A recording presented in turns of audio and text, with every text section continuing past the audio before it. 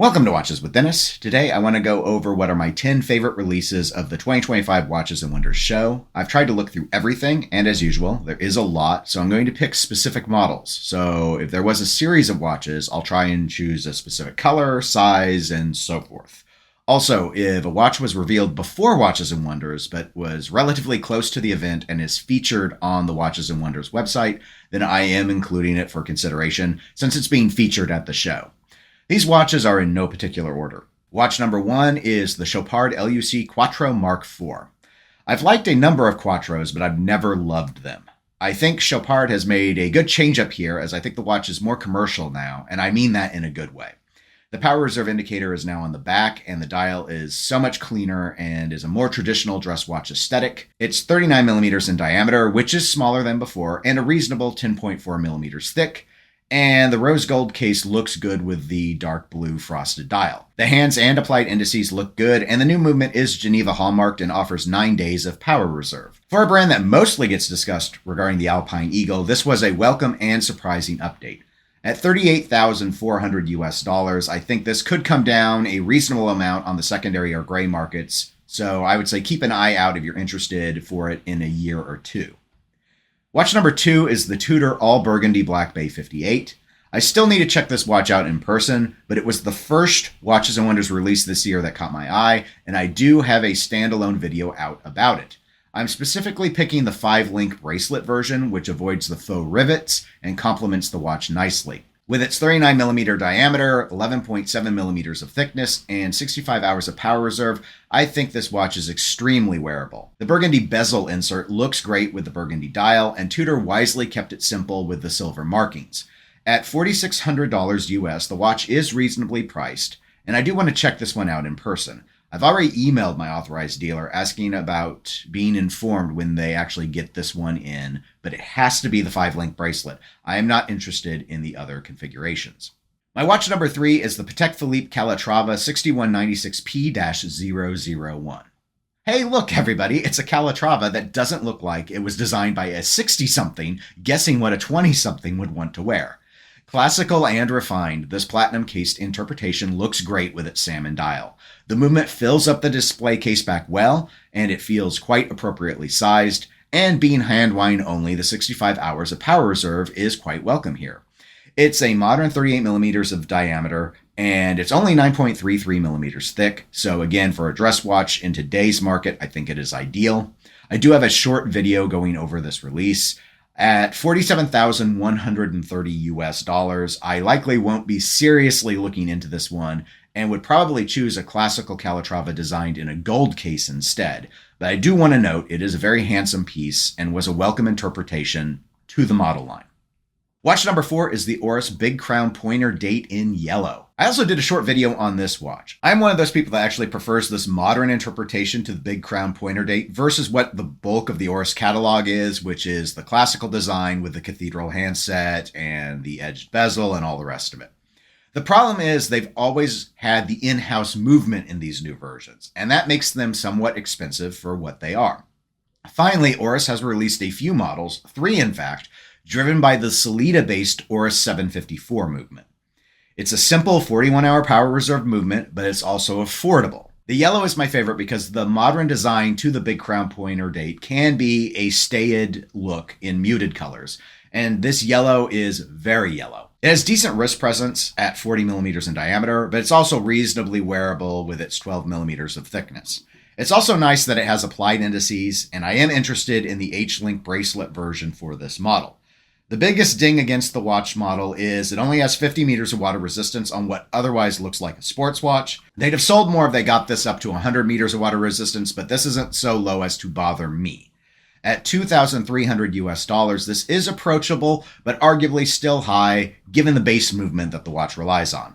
This is definitely one I will consider once they hit the gray market. My watch number 5 is the Jaeger-LeCoultre, or JLC, Reverso Tribute Monoface Small Seconds on the Milanese bracelet. When I saw JLC dropped a bunch of reversals at Watches and Wonders, I sighed. I was really hoping to see a revamped Polaris, but the Reverso almost always looks good, so I expected to still enjoy the new models, which I did, but I really like this pink gold version on this new style of bracelet. The bracelet helps make this watch, much like how Vacheron's 222 in all gold just somehow works without being too much. This is similar. I've seen video of this watch being worn at this point, and the gold Milanese bracelet drapes extremely well, arguably better than the leather straps J.L.C uses on the reversals normally does. At a width of 27.4 millimeters, a lug-to-lug of 45.6 millimeters, and a thickness of just 7.56 millimeters, this watch is going to wear very well, and its small proportions help it from being tacky. The grain texture of the dial just adds to the refined appeal. As expected for a brand under Richemont, this watch is not cheap at $41,300 US. I don't know if even gray market will drive this price down enough for me to honestly consider it. I used to own a Reverso, and I've told myself I am willing to get another one, but it either has to be a duo face or it has to be a precious metal model that is smaller than the steel one I used to own. This would meet that latter category, but it's about 10 times more than what I paid for mine back in the day. Regardless, it looks great. Watch number 6 is the Rolex Oyster Perpetual 36 with a pistachio green dial. A few years ago, Breitling released a Premier B09 chronograph with a pistachio green dial, which I initially was put off by, but once I got to see it more, I really started to enjoy the color. That watch, however, had dial decisions I could never get behind. Until now, I've not really seen another pistachio color watch that I've really liked, but enter in these new Oyster Perpetuals by Rolex. Pastel colors in watches don't normally resonate strongly with me, but personally, I think the OP line looks better with more muted approaches versus the Stella dials that became so popular during the pandemic. I actually used to own an OP. It was a 34 millimeter with a dark green sunburst dial, and it was extremely comfortable to wear, but it was smaller than I would have ideally preferred. I let that watch go, but seeing a new edition of green, and that is available in 36 millimeters, is very tempting. I've been on the list for a while now to get a no-date Submariner, and I'm not planning to pivot from that, but something tells me that ultimately this watch in this size will not be overly challenging to secure.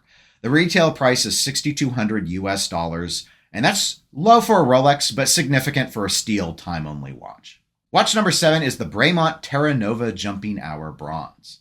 Bremont was the laughingstock of watches and wonders in 2024. Practically no one could muster a reasonable defense to all the decisions they made, even with the understanding that the brand was in dire straits to find success. This year, however, is a bit of a different story. The Terra Nova Jumping Hour in bronze offers a design that feels thoughtful and with enthusiasts in mind. Yes, the 4,900 British pounds price is about as absurd as what we've come to expect from Bremont in just about forever, but at least the model is interesting. A jump hour towards the 12 o'clock position, the minutes closer to the 6 o'clock, and even a running seconds in the center of the dial with the compass logo. This design is avant-garde, but clean and competently executed. Wearable as well, since the watch is 38 millimeters in diameter and only 9.1 millimeters thick. Limited to 100 units, this isn't something I'm looking at for my own collection, but I do think it was the best jump hour of watches and wonders from a design perspective, and that's saying a lot given what Cartier revealed. My watch number 8 is the Angelus Chronographe Télémètre in steel with a rose bronze dial.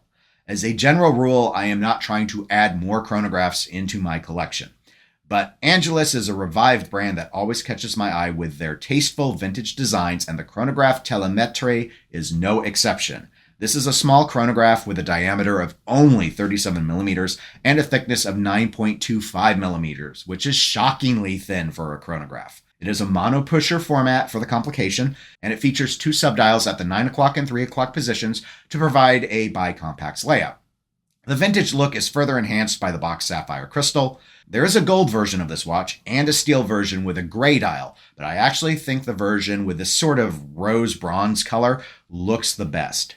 Angelus is not an inexpensive brand to get in on, and even the steel versions, both colorways limited to 25 pieces, is 17,900 Swiss francs. Note that that price does include the VAT. Nonetheless, it looks really good, and I enjoy smaller chronographs as a general rule. Watch number 9 is the Chronoswiss Pulse 1 with the sand-colored dial. Chronoswiss has been on the struggle bus for a while now, but I think this is a pretty exciting release for them. There is a definite familiar Chronoswiss DNA in the watch. It's a regulator, a format the brand has long been known for. It's got the ridiculous onion crown that it seems like Chronoswiss cannot abandon on any model at this point in today's day and age. but it isn't a new configuration, joining the Rolex land dweller in the late to the party category of bringing out integrated bracelet sports watches. I think the watch is easy to read and cuts an attractive design with the blued hands and markings against the frosted salmon dial. The watch is 41 millimeters in diameter, but is made of grade 5 titanium, so it will be light. It also has 100 meters of water resistance, so it is a true sports watch.